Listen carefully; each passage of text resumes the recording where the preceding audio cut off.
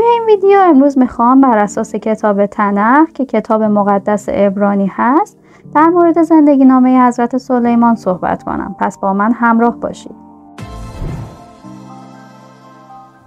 سلیمان بر اساس روایت تنخ حدوداً بین سالهای 970 تا 931 قبل از میلاد نزدیک به 40 سال بر سلطنت متحده اسرائیل پادشاهی کرد. سلیمان پسر و جانشین داوود بود. بعد از مرگش سلطنت متحده به دو بخش پادشاهی یهودا و پادشاهی شمالی اسرائیل تقسیم شد که سیاست‌های خشن سلیمان نقش زیادی در این اتفاق داشت. در زمان پیری داوود و سلیمان چند سال مشترکاً حکومت کردند و بعد از مرگ داوود سلیمان رقبا و دشمنان خودش رو قتل عام کرد. نویسندگان تنخ عهد سلطنت سلیمان رو دوره طلایی اسرائیل نامیدن و حدود دولت اون رو با هدف بالا بردن جایگاه سلیمان تا مرتبه حکام آشوری، بابلی و ایرانی بسیار بیشتر از اونچه که در واقعیت بوده توصیف کردند. سلیمان در دوره حکومتش با دولت‌های اطراف روابط سیاسی و تجاری دوستانه برقرار کرد و با همکاری با پادشاه سور تونست تجارت خودش رو گسترش بده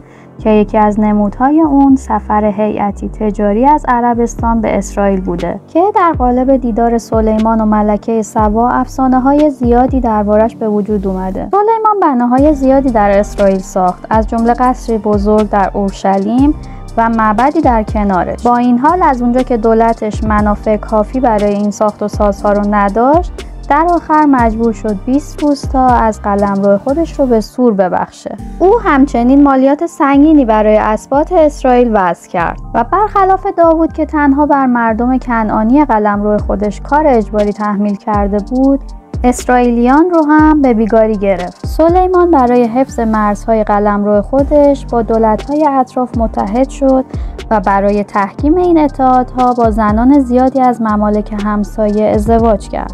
به گفته تنخ این زنان باعث شدن سلیمان از یهوه روی گردان بشه و شروع به پرستش خدایان اونا کنه و به همین دلیل یهوه تصمیم گرفت اسباط شمالی رو از سلطه خاندان داوود خارج کنه و به یروبعام بده. در واقعیت سلیمان و اسرائیلیان معاصر اون هیچ وقت یکتاپرست نبودن و در کنار یهوه خدایان دیگری رو هم میپرستیدن و اساساً سرگذشت سلیمان یکی از مدارکیه که نشون میده یهودیان تا قبل از دوره تبعید به بابل هنوز با یکتاپرستی آشنا نشده بودند. سلیمان شورش یروبعام رو سرکوب کرد و مدتی بعد مرد.